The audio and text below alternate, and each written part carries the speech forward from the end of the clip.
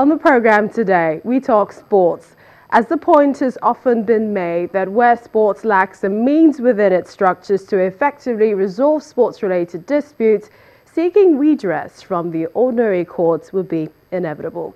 We have the views of a senior advocate of Nigeria, Chijioke Okoli, on this. Also this week, we'll bring you a story about the trial of a man suspected of killing his girlfriend in Ondo State. We speak to a senior lawyer at Legal Defense and Assistance Project, LEDAP, in Lagos, about the recurring violent crimes in Nigeria.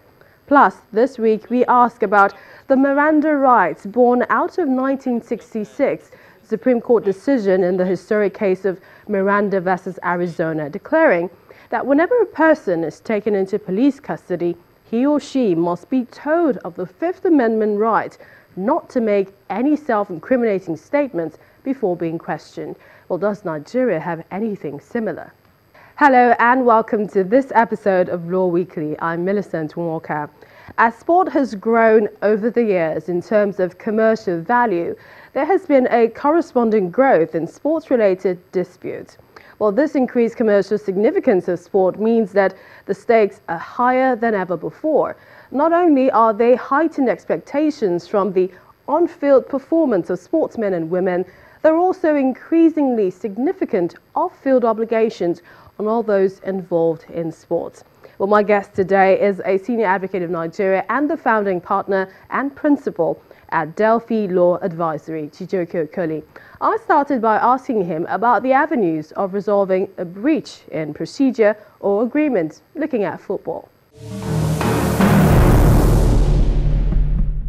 There's no formal structure like what you have at international level, court of arbitration in sports. But I do know that as far back as 2012, this issue has been recurring, and then the NOC, National Organizing Committee, for the Olympics, set up a committee headed by Adokia Maisemeka, the great footballer, who also is, an eminent lawyer to both, apart from, being, one of the finest footballers of a generation. So they had a legal framework to set up a specialist arbitration, platform to deal with sports-related disputes in Nigeria. Up to this moment, that has not been actualized. So we don't have a standing arbitral forum.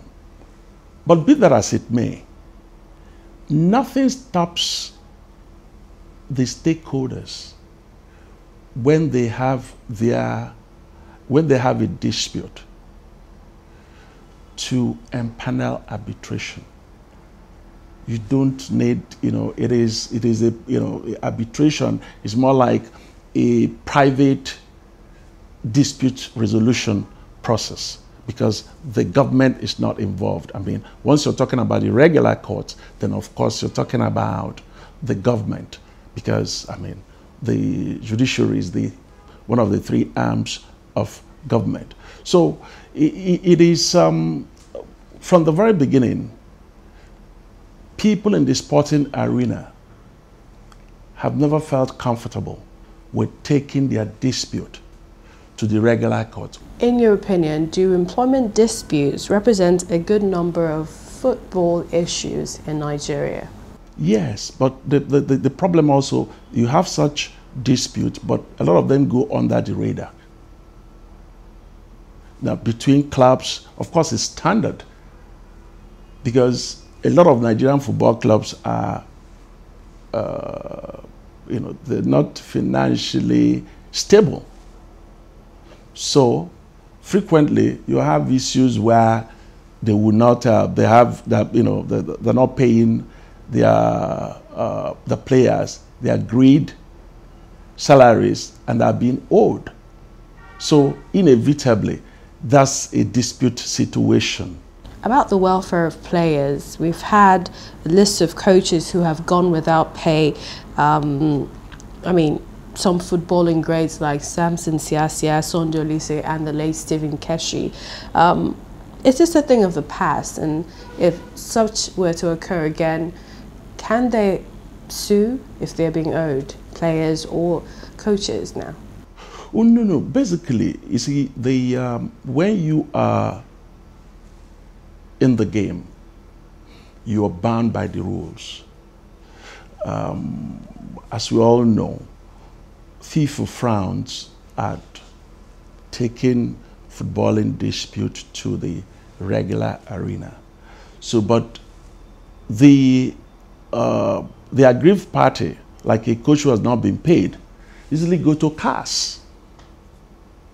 Take the case to CAS. And I can tell you that even by the standards in Europe, where the court systems are more efficient, the court system is more efficient than what we have here, that the arbitration is even quicker.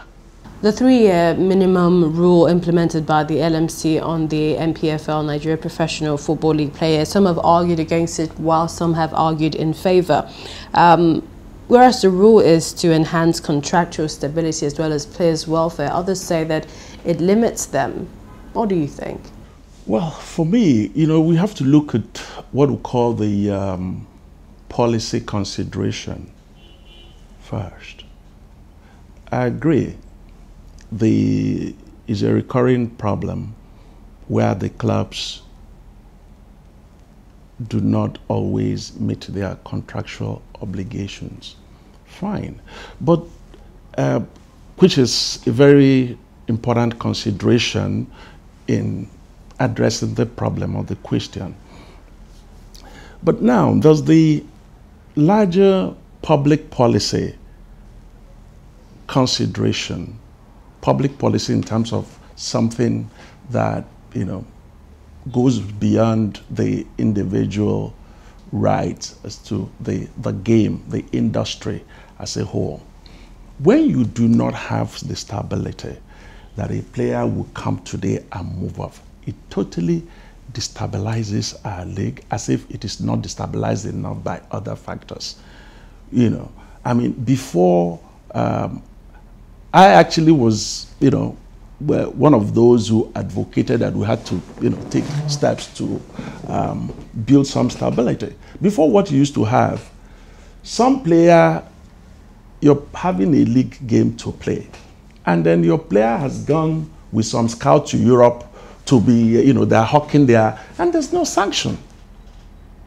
So we can't be talking about developing local football and our leagues without having to put some,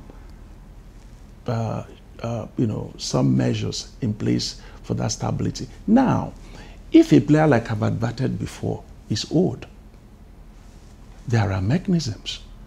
You get the club to pay. You can, within the football, even as it is now, there are mechanisms.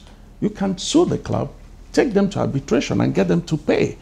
But the fact that the clubs will not pay will not make us lose. Not that they will not pay, but that sometimes they don't pay. Will not make us lose the fact. Should not make us lose the fact that there's a larger issue at stake.